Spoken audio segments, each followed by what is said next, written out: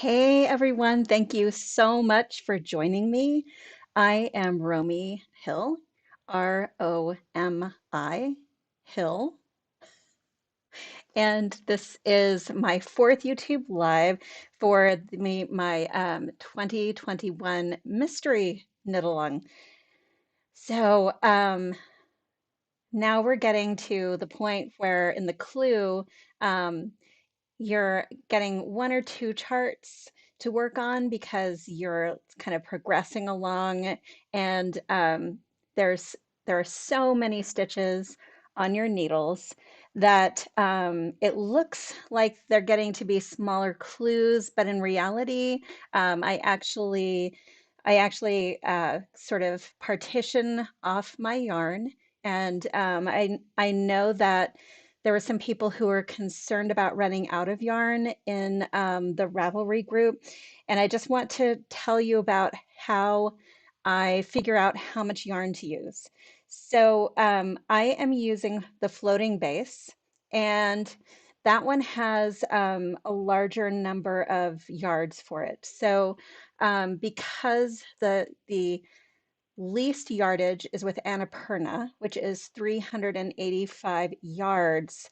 I take that away from my total by weighing my yarn, and then I take 10% away from that. So I give myself a leeway of 10% so that excuse me, that I will have 10% of that 385 yards left over. So at that point, I divided up sort of into five fairly equal amounts of yarn, and that's how I figure out how much yarn to use per clue and how many charts for each clue. So in case you were wondering, I try to make it so that people won't run out of yarn. And so I had just know that I used I think about um, 347 yards per color for my mystery knit along. So before we get into everything, this behind me is my second mystery, Red Rock Canyon. So that one is done in the Annapurna base, and it's a very fun knit. It looks really cool in different color combinations. So I'm just going to check over here and make sure that I'm getting everybody's questions in the live chat. Let's see. Oh, Pat asked, remind us what those special blocking wires were. They are TIG welding rod, and it's 100% stainless steel. I got mine at Ace Hardware, but I have found them on Amazon. I even found them on Amazon Australia. So they're out there and they're excellent. Mine are about 14 gauge. And that's what I saw mostly being sold online. So highly recommend because they're really pure and I've never had a problem with the naturally dyed yarns. So also I want to make sure that before you actually block your shawl when it's finished, and we'll actually be talking about that next time. I want to make sure that you do a little bit of a test to make sure that whatever T-pins and blocking rods that you're using don't turn the naturally dyed yarn different colors. Sometimes impurities in there can make it just turn little different colors when you're blocking. So, okay, so I am going to share my hands.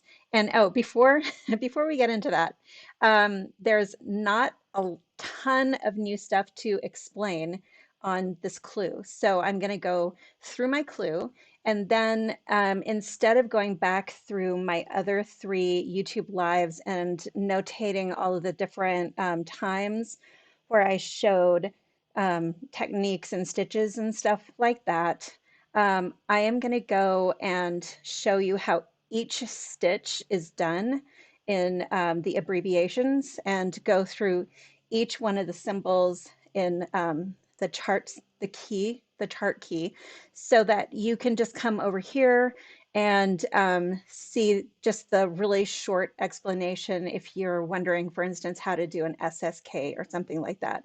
And I will notate all of my different lives and kind of send everybody over to this one so that it's just all in one place. So not huge techniques like some of the color work and other things that's still going to be on the original live, but just all the stitches that are used in the abbreviations. So let's go over here. Okay, and just gonna check again. Um, okay, yay. Hi, everybody. It's so cool that you're here from different places. I just wanted to make sure that I wasn't missing anybody's question. Okay, so this time, this clue is worked entirely and completely in color 2. So C2, and after chart H, you'll have 345 stitches. After chart I, you'll have 365 stitches. So let's go over here. I really did not add anything in these chart symbols or in the abbreviations this time. So again, I'm just going to come back to this and we'll go through each one of these stitches. Okay, so here are my charts, and I often really like to leave off the wrong side row completely because I think sometimes it's just easier. Both people who like the what you see is what you get and the what you see is what you knit actually can read this without having to guess what it is. So this is only right side rows. This is only right side rows. So both of these charts. And then up at the top here, the wrong side row, you're going to be knitting 2 stitches through the back loop and then purling across. You'll be repeating however many purls you need until you get to the last 2 stitches, and then those 2 are knit through the back loop. So if you are wondering at any point in time whether this is what you see is what you knit or what you see is what you get, just go down here and take a look at your written instructions. And you can see here row 2 and every other even numbered row through 14. So you're going to knit 1 through the back loop 2 times and then purl to 2 stitches before the end and then knit 1 knit 1 through the back loop 2 times. So that's just in case you're wondering and you need to check yourself. So in this chart, there are a few little things going on here that I just want to call your attention to. Nothing much is happening over here on the right side, but over here on the left side, you'll see that in some places the KFBF is right on the edge. And there's right here row 11, and then you can see down here row 3. So that is just because I wanted it to be more symmetrical with the other side. And there was a stitch that happened 1 stitch from the edge. So I just moved it over. It's not going to make a big difference if it's just 1 time, 2 times or whatever. You won't even be able to see it. Okay, now down here, same thing has happened.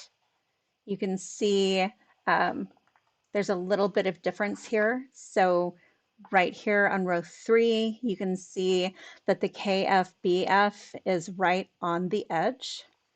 And then over on row 7, you will see that there is a KFB right on the edge here, and that is because there's an extra increase right over to the left here. So because of that extra increase, I have just put in a KFB. Okay, and then over on this side, same thing is going on. Okay, I'm just going to check and see if there are any questions so far. I think everybody looks good. Yay. Okay. All right. One thing I want to call your attention to is right in this area up here. There is some texture in here. There are purl stitches. And whereas before we have been working sort of a different type of trellis stitch here with all of our increases and decreases right next to one another, we start on chart H working a different type of pattern here.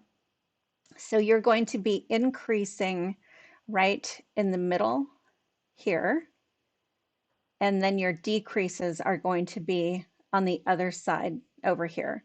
So this is a really pretty pattern. It's one of my very favorite classic lace patterns, and it continues down here. Okay, so this one is really pretty straightforward. So I am going to just go through my stitches here, and I'm going to fold this in half so you can see them while I'm going through them.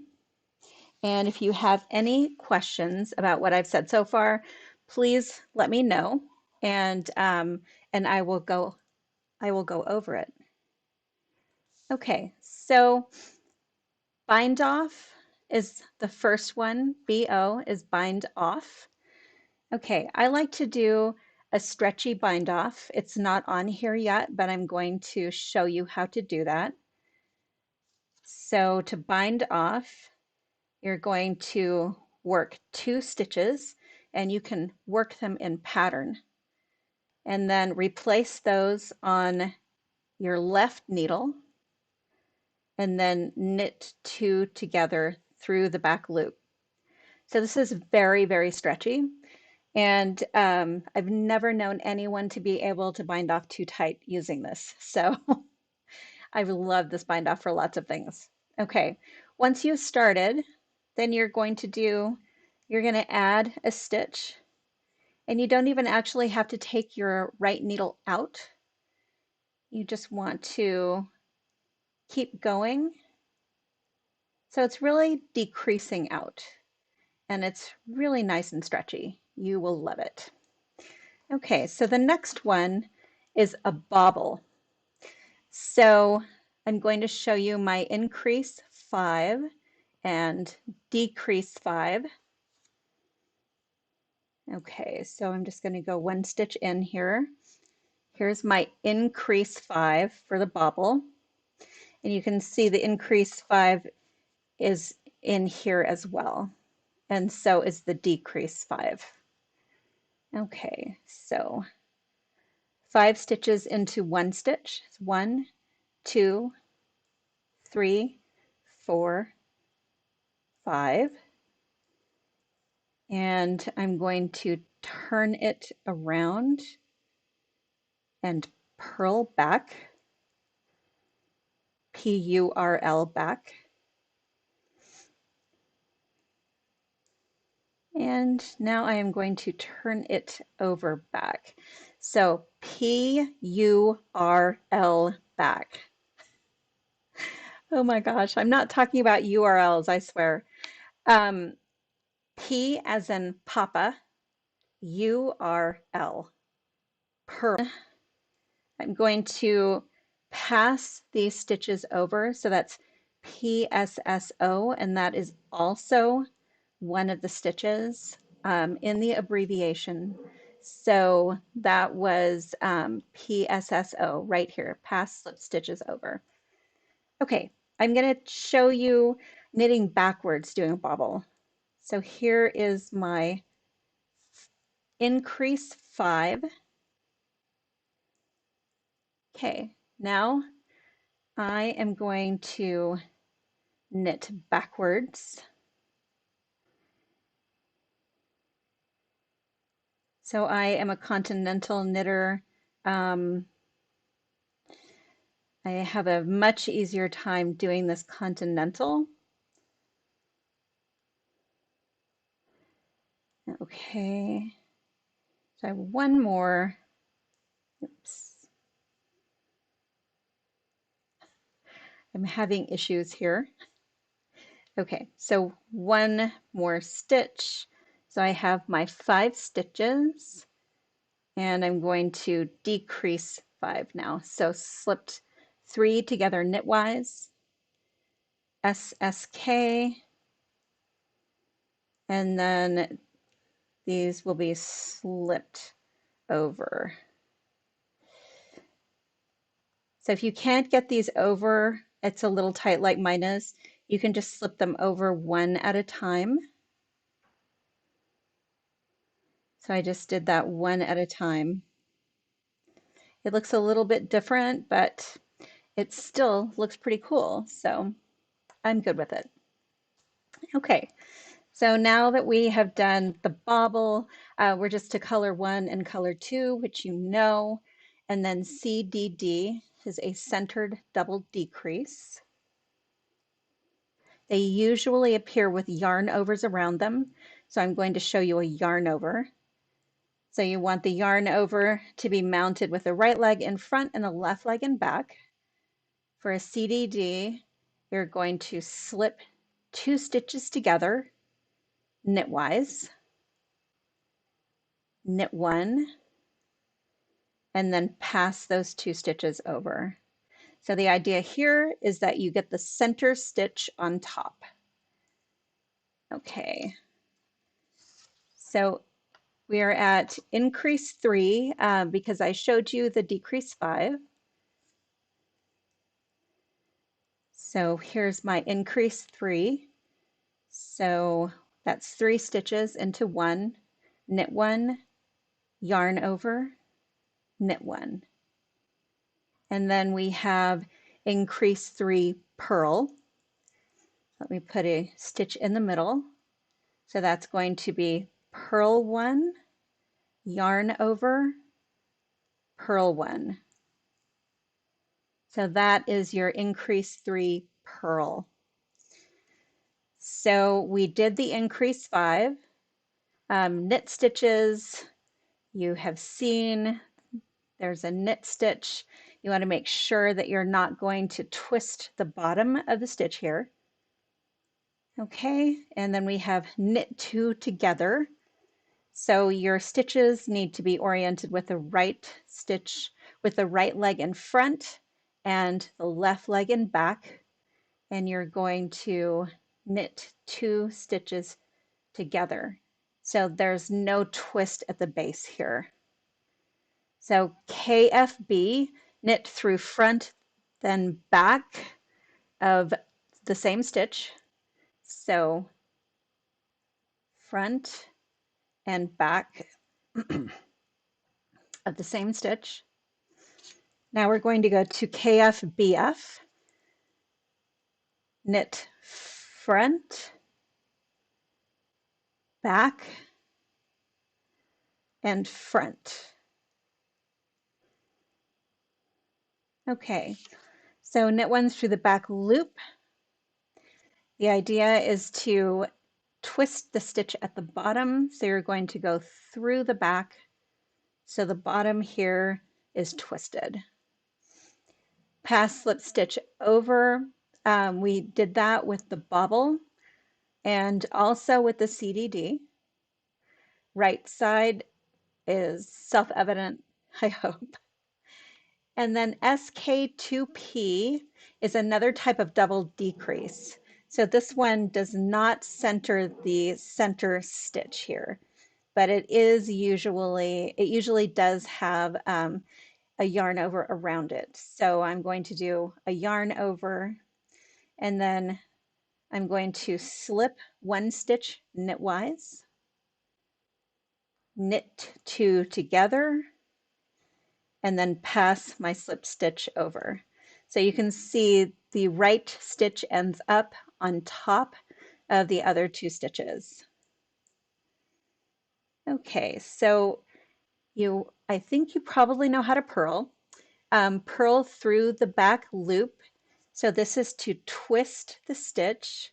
Let me just do one stitch here. Okay, so I'm going to bring my yarn forward,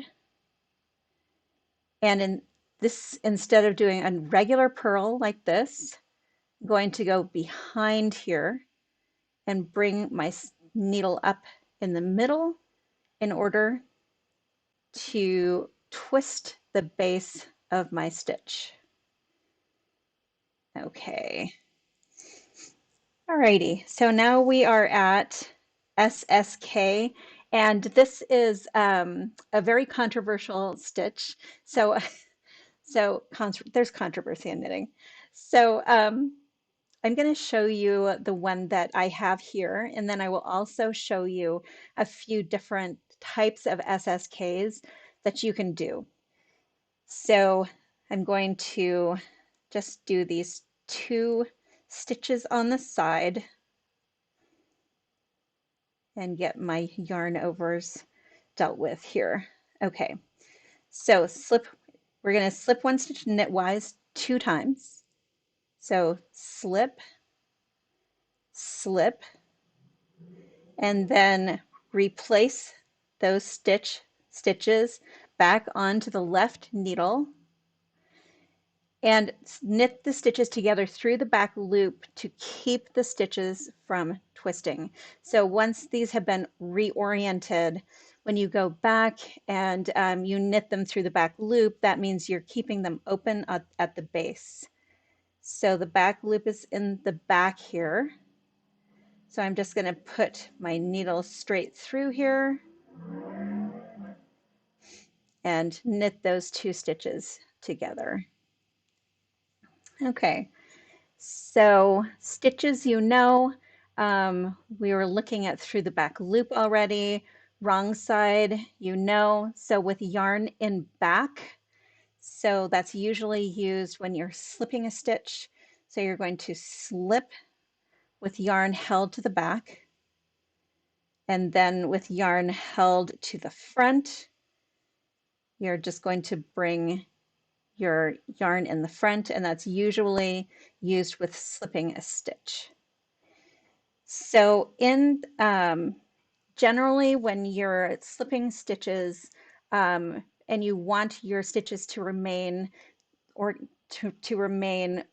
the same way on your needle, you will be switching slipping purlwise. So in other words, slip purlwise, slip purlwise.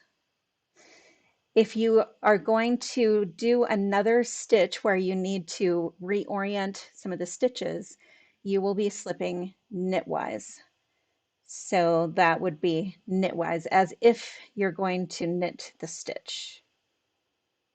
So these are not reoriented, and these 2 stitches are reoriented. Okay, so let's see. Let's make sure I have everybody here. So again, with the WYSIWYG, the what you see is what you get. So that chart is the usual type of format that you would find for a textured knit. So it shows the front of your textured knit, and then what you see is what you knit. I like to use that for lace, particularly lace where I'm knitting on a pattern on the wrong side as well. Okay, so down here, we mostly went through everything, so there aren't really stitches to show you, but I will bring your attention to the knit 3 here. It's a little 3 in a box. So purl 3 is just that 3, and K5 is just a 5. So over here you'll see these 2 colors are C1 when you see them in a chart, and these 2 colors are C2 when you see them in a chart. over to the right over here, I think these are fairly self-explanatory. I used these little slip threes here so that the chart would look nice and tidy, and you could see how everything lines up without leaving any little no stitch markers. Okay, and then here's a bobble. Okay, so let's have a little fun here. I will go through and see where all of those techniques are in the timing, and then notate that under my video, and then leave notes as well in case somebody wants to see just the stitch and nothing else. Okay, and I hope you cannot hear the guy who is hot riding up and down our street, but if you can, my apologies. Okay, so let's take a look over here. As we get down to chart I, um, the SSKs will start looking a little bit different down here because they're on just a solid material. They're not right next to a yarn over. And at least for me, they do. Everybody's technique is just a little bit different. So they may look the same for you, but for me, they look they look pretty different.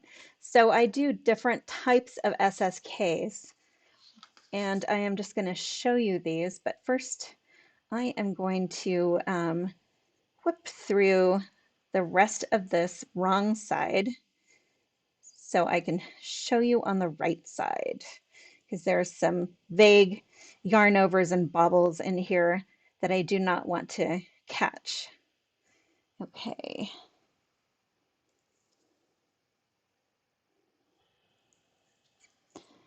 Alrighty. Okay, well, I'm glad some of you didn't hear it. I swear the guy was right in front of our house the entire time. So, okay. So, um, I was saying before that SSK is kind of a controversial stitch, and that is because it's often really hard to mimic the beautiful straight line of stitches that you get on the knit two together. So some people, kind of like me, um, we try to figure out all these different ways to make SSKs that will actually look good with varying amounts of success. So I'm going to show you some different SSKs, and hopefully one of these will work really, really well for you. So I'm just going to start with the regular one. So SSK number 1. Okay, so slip knitwise, slip knitwise. Replace your stitches on your left needle. And I like to keep my needle still in there. It's just a little faster. So that's my first SSK. So I'm just going to go over here. Okay, so another SSK. So, and by the way, this is the one that I like to use when there is a yarn over right next to a knit stitch when I'm doing an SSK. Okay, so I'm going to do another one here. And this one is going to be, I'm just going to slip one stitch and put it back. And I'm going to twist the stitch that's underneath this one. So this first stitch will come out on top. I'm going to twist that bottom stitch, but not the top stitch. So this one underneath has not been reoriented. It has the right leg in front and the left leg in back. This one over to this first one here, it has been reoriented so that the right leg is in back and the left leg is in front. So I'm going to stick my needle through that stitch. The first stitch is going to be open at the bottom, and then the second stitch is twisted. Okay, so now here is a faster way to do that. You're going to stick your needle in as if to knit, and then come up behind and through the back loop of the second stitch and pull your yarn through. And you get the same thing. So top stitch here, open, and the lower stitch there is twisted. Okay, so let's do another one now. So there is also slip one stitch knitwise, knit a stitch, and then pass the slipped stitch over. Okay, so I'm just gonna get past this part here where I was slipping stitches. Okay. I used to be a real purist, and I didn't like it when people would use a knit two together through the back loop to do a left leaning decrease. But for some people, this really works better than any other method, and it looks much more like the knit two together. So I am way more of a live and let live knitter now. So no knitting police. So this one is a twisted stitch, and this is assuming that the right leg is in front and the left leg is in back. Okay, so I'm going to go in and knit two together through the back loop to twist. And that is your twisted stitch. So for some people that works really, really well. For others, not so much, but at least you have more of a repertoire of different types of SSK stitches that you can use in case your SSKs are looking a little bit sloppy. So let me just get to the end here. Okay, so I'm just going to make sure I'm not missing anybody's questions. Okay.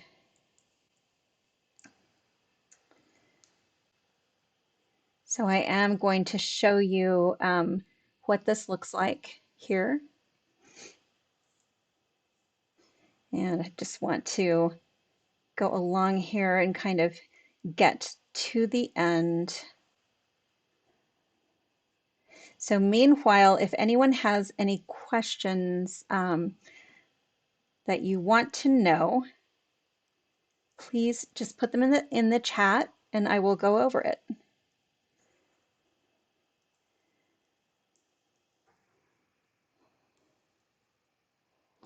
So Sharon asked if I could tell you all again which SSK I prefer next to a yarn over. Okay, so let's do that. I will show you that in the middle of my my demonstration here because there's a little yarn over. Okay, so I'm just going to start at the side here so you can see what that looks like going straight up. I'm just going to pretend.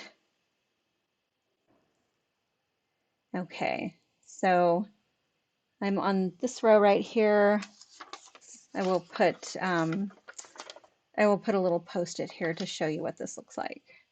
Okay, so I'm going to knit two together, yarn over, knit one, yarn over, and here is my favorite SSK right next to a yarn over is slip as if to knit, slip as if to knit, and then replace both of them on the left needle and knit two together. So that is my favorite. And Karen asked of those SSKs, which one do you think mirrors the knit two together the best? For me, it's going to be a little bit different than for you because I think it has to do with the angle of the way that you're holding your needles. So for me, I like that one that I just did And then I also like the one with the open top stitch and the twisted stitch underneath. So I will show you that in a sec here. Okay, I'm just going to put in a little marker to make sure I don't get lost. And I'm just going to turn. And remember, each one of these rows, the wrong side row is just plain knit two through the back loop on either side, and then in the middle here, it's all purled. So I'm trying to show you this without really giving away what the pattern is going to look like.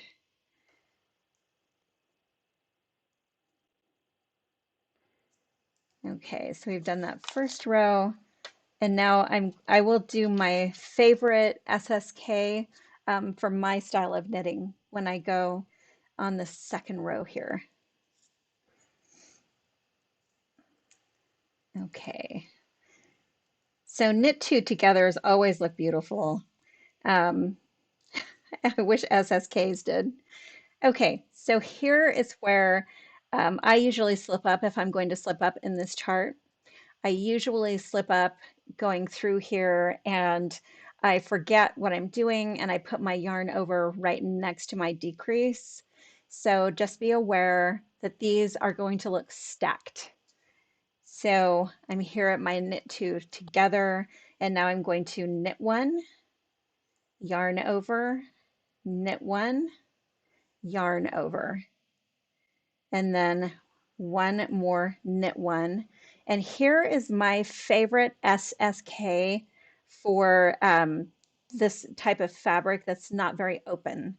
So in through the front of the stitch knitwise, and then back through the back of my second stitch twisted, and that is going to have this open stitch on top, and then the twisted stitch is going to be on the bottom.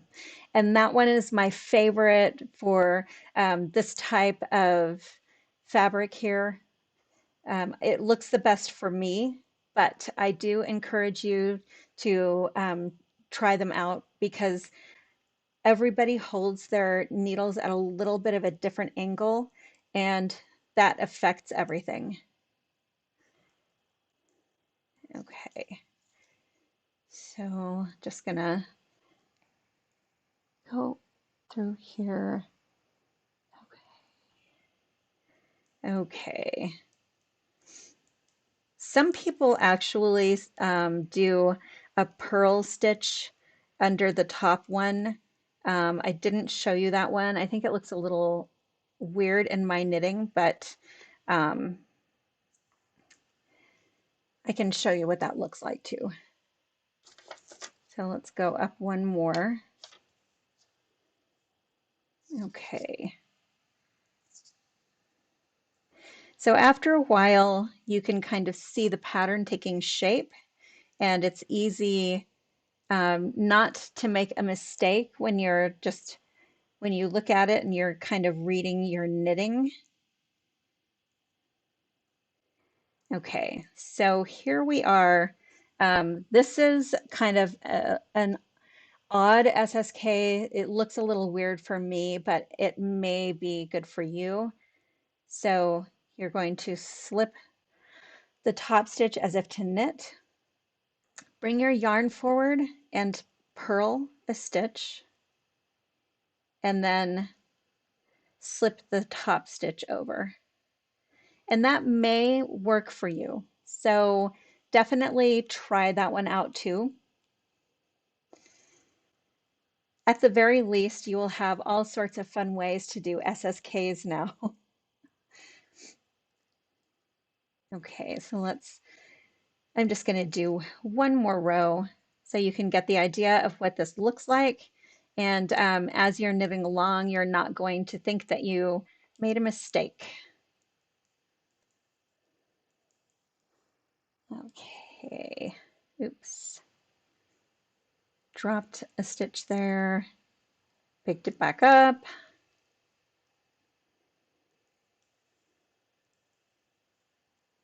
Okay, so here we are on this next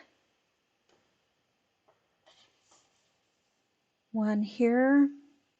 I'm actually going to show you up at the top here what happens when there's a double decrease right along a repeat line. So I'm just going to do this one. So this motif comes to a point, and you can tell by looking up at the top here that it comes to a point, and this stitch right here uses 3 stitches to create. So let's just go along here. I'm just going to kind of whip through this.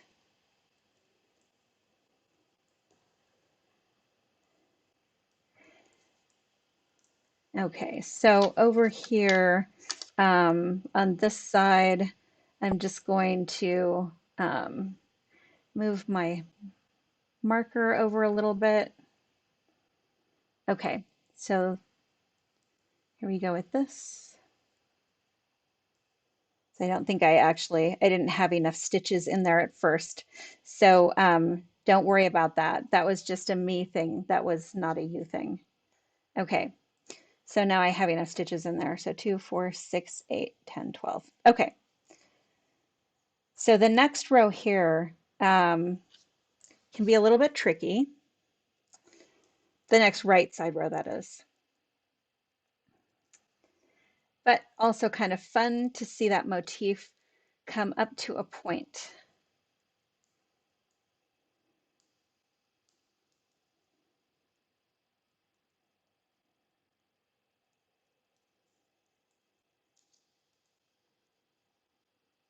Okay, so whenever you see on your knitting that there is a double decrease next to a repeat line, your markers are always going to move. So if you have used stitch markers, they will always, always move. So let's take a look at what we have here. So you can see there's still 12 stitches within the repeat here. So it's a little confusing sometimes. But then if you look over here, you will also see that there are a couple of increases here, and there are not corresponding decreases. So that is sort of your clue that there's something happening and you're going to have to move your markers. So whenever you see this double decrease next to a repeat line, you know that you're going to do something with your markers. So because it's to the left of the repeat line here, you're going to be putting a stitch into the next little repeat here. If it were to the right of the repeat line, you would be borrowing a stitch in this little area here. So let's take a look here. Okay, so in order to bring this to a point, so you can see here my line of knit 2 togethers. So this line needs to stay beautiful and perfect and come to a point at the top here. So I'm going to borrow this stitch. Okay.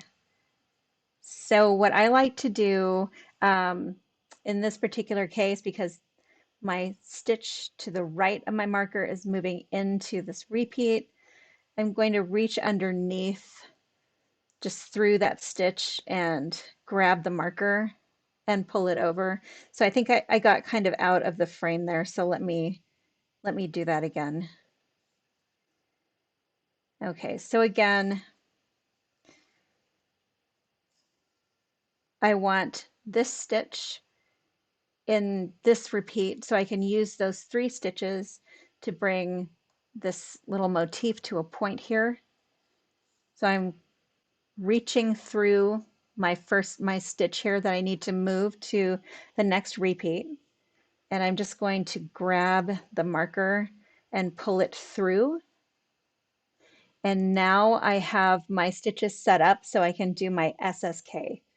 So here's my SSK.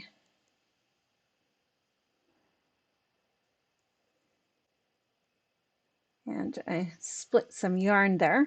Okay. And then we're just going to continue across.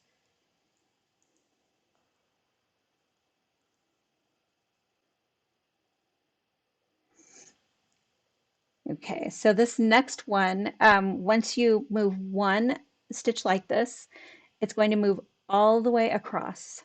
So this stitch at the end here, you can see I knit 4 stitches after my yarn over. That stitch, these are 4 stitches right here. So I have an extra stitch at the end. So that stitch needs to go next door. And that's going to be in the next repeat. And this one will be used for the double decrease. So I'm just going to knit those 2 together. So that is what it looks like. And also a little bit of stitch marker management there. So let's see. Does anybody have any questions? And I'm just going to knit back the other way because I have pretty much covered everything that I was going to cover in this one. I like being sneaky, Mel. It's all about reverse mullets and being sneaky.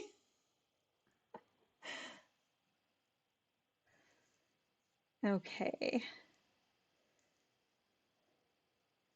there we go. Okay, so I think you'll be totally fine as long as you remember whenever you see that double decrease next to a repeat line that you are going to have to move your markers. So just be ready. You probably did not miscount. So here's a good time to be able, even if you're using the written instructions, this is a good time to look at your chart and compare your chart to your knitting and just find how those motifs come to a point here. So trust your eye, trust yourself, even if you don't have you think you don't have the right stitch count, just trust yourself. If there are 3 stitches there where it's going to come to a point, you're just going to need to move your marker, and you're probably completely correct. So let me see. Yay, Mel did reverse mullets. That's awesome. Okay, so let me switch back to me. Okay, so next week, I'm going to be talking a lot about the bind off because there's a little bit of extra special stuff in there in the bind off. It's a cool bind off. I think you will like it. And then also I want to talk about blocking. So I am not going to get anything wet, but I will show you how I kind of I make sure everything is completely stretched out. So for lace like this, you want to just stretch the heck out of it. And you will notice, if you have not already, that if you're looking at the shape of this shawl, you'll see that what looks like kind of a little hump up in the middle top. But when you block it, it's going to block out because we're just going to curve the top part of it. And that will block into a nice shawl that's going to kind of, give you a big hug when you put it around your shoulders. So let me just check here. So Carol asked, is there some place written where I describe the different SSKs? No, I did not write them down just because I feel like that could be confusing in the middle of a pattern. So, but I did want to show you different options that you could use. So I'm going to go through this video and I will call out the time signature for the different SSKs. And so you can come back and just take a look at what they look like and hopefully you'll be able to tell. Um, maybe maybe I should do a post. So I'll think about that. Okay. I'll think about doing a little post with all the different SSKs. It's probably going to end up on my Instagram account. So definitely follow me on Instagram. I like doing little tiny videos that with little little tiny tutorial videos. So if you're following me over there, you'll see like different, just one little tiny short videos that will show all the different stitches. So let's see any other questions. I'm kind of going to just waste a little bit of time here to make sure that everybody got to ask any question that they had. There's a verb for keeping warm meetup tomorrow again, and that's at 12:30 p.m. Pacific Daylight Time, May 1st. And it's really casual, so we kind of hang out and talk about different things. We've talked about music and vacuum cleaners and streamline design and all sorts of different things. So I would love it if you could join us.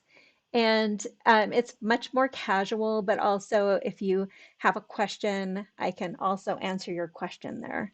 So one more check to make sure I've gotten everybody's question, and then I will see you next week.